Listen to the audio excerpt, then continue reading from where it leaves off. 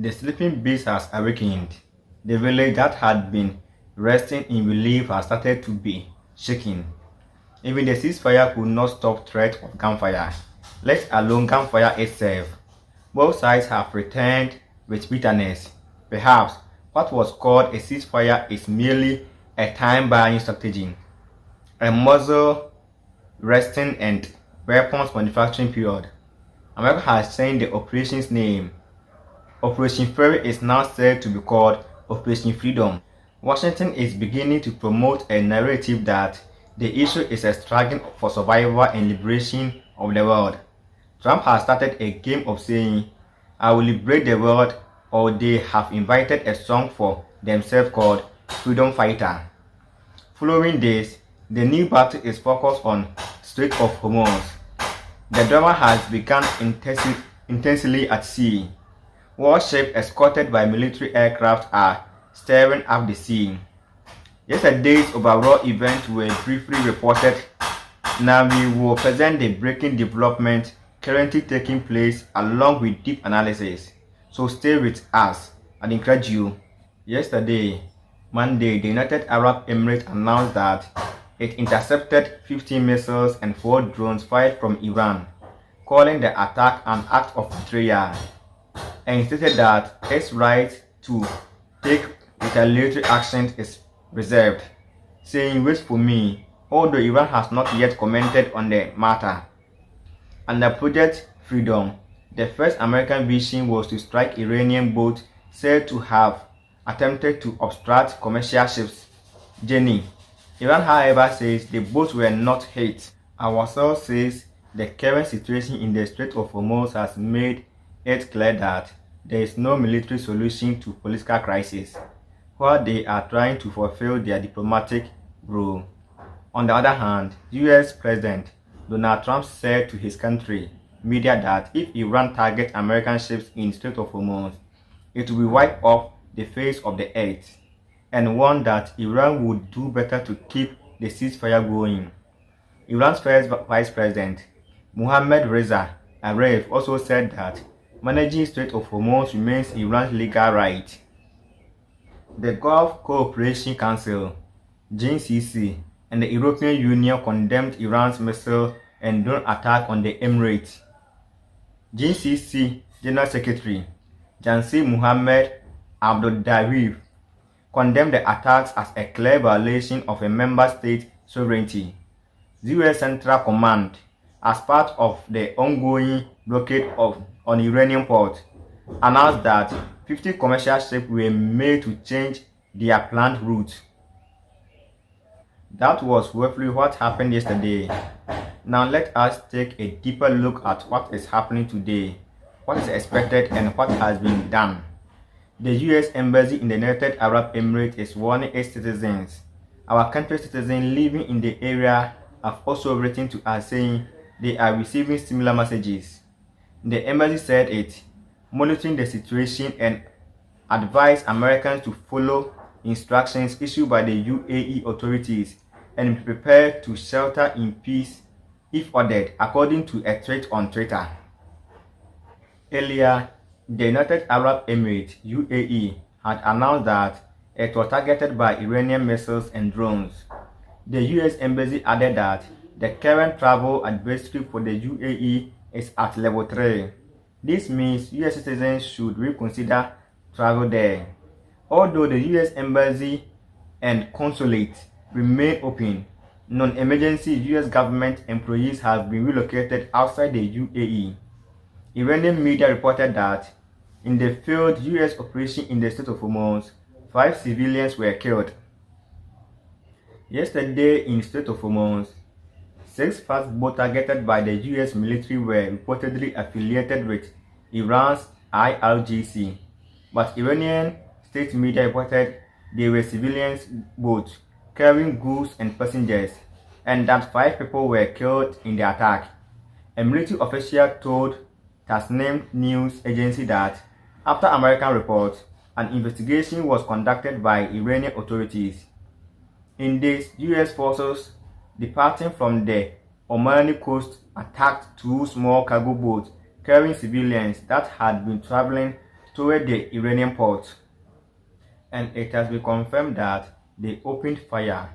Tasnim, quoting the military official, reported that this hasty and mistaken attack by the enemy was due to extreme fear and confusion over what it called the IRGC fast boat operation of the US military.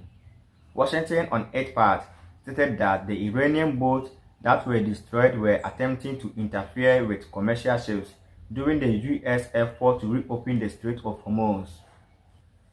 And it has been confirmed that they opened fire.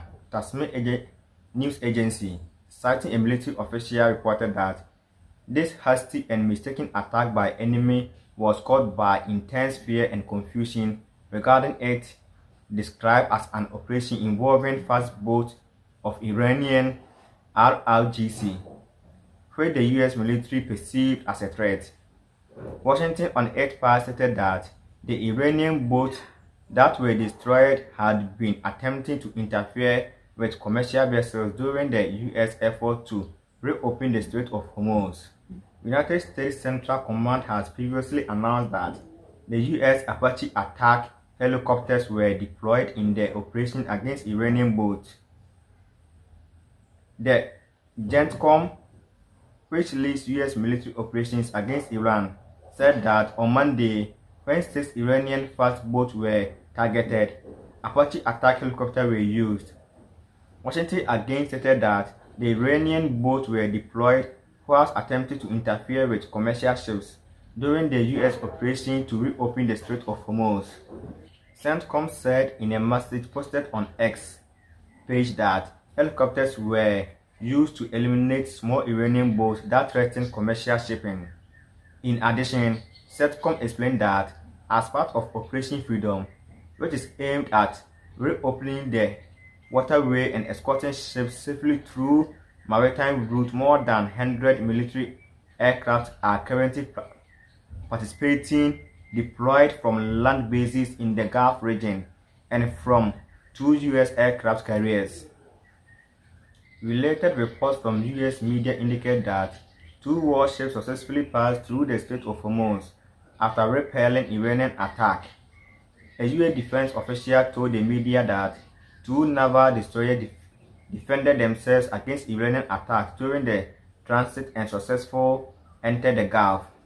The US Flagstone and US Mason came under heavy attack while crossing as Iran launched coordinated assault using small boats, missiles and drones against the ships.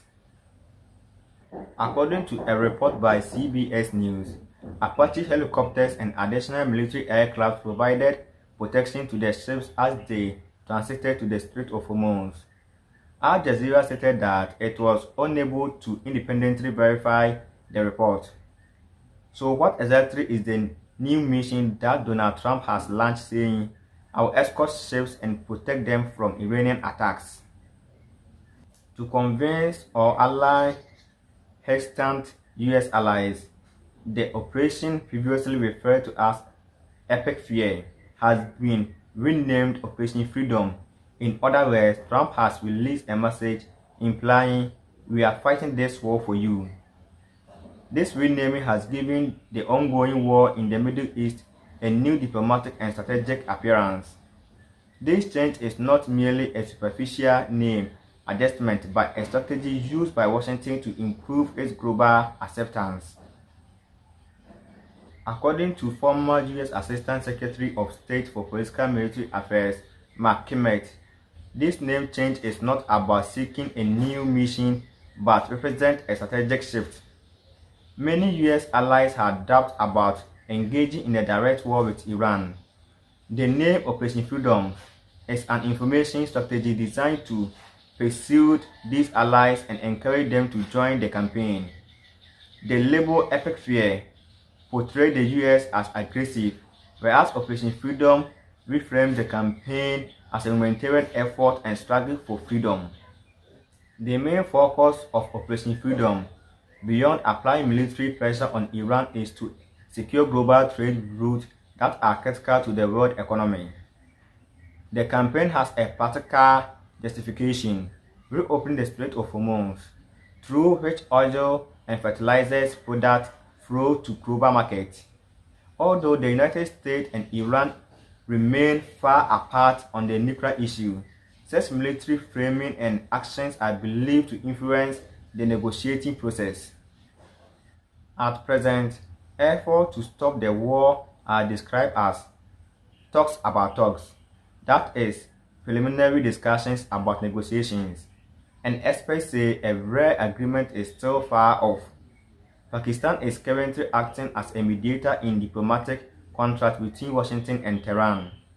Although Iran has presented a 4-point peace proposal to end the war, the US response so far has not been encouraging.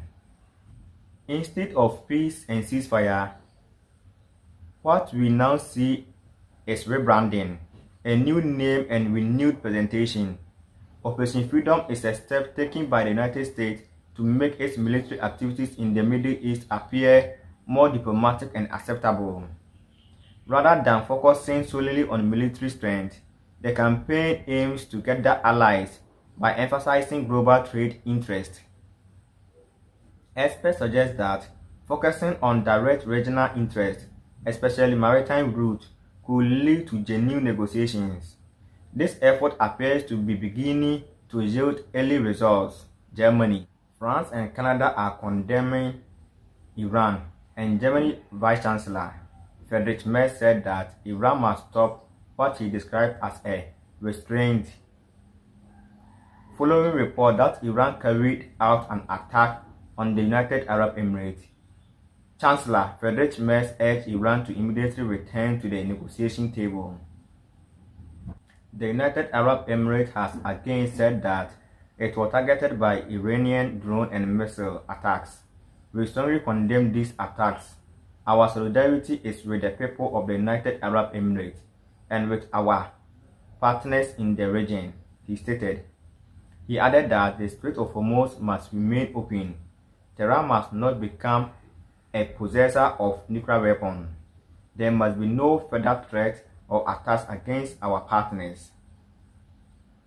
Canada has also said it stands with United Arab Emirates. Due to Iran's attacks, Prime Minister Mark Carney stated that Canada expresses its solidarity with the UAE in response to missile attacks carried out by Iran. We wish to express our solidarity with Sheikh Mohammed bin Zayed Al Nahyan and the people of United Arab Emirates. We also appreciate efforts to protect civilians and civilians' infrastructure, Carney said in a statement posted on his X page. Canada also reiterated its call for the re-escalation in the region and for the situation to be resolved through diplomatic means. The President of France, Emmanuel Macron, also condemned Iran's attack on the United Arab Emirates, calling it unjustified and unacceptable. He further pledged that France will continue its support to its partners in the region.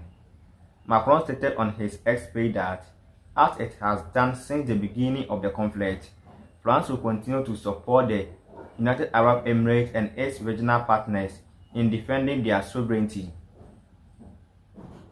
The French president outlined two key conditions for achieving a lasting solution to the current conflict. 1. That the Strait of Hormuz remains open to free maritime traffic, and 2. That a strong agreement be reached to guarantee the necessary security reassurance for countries in the region.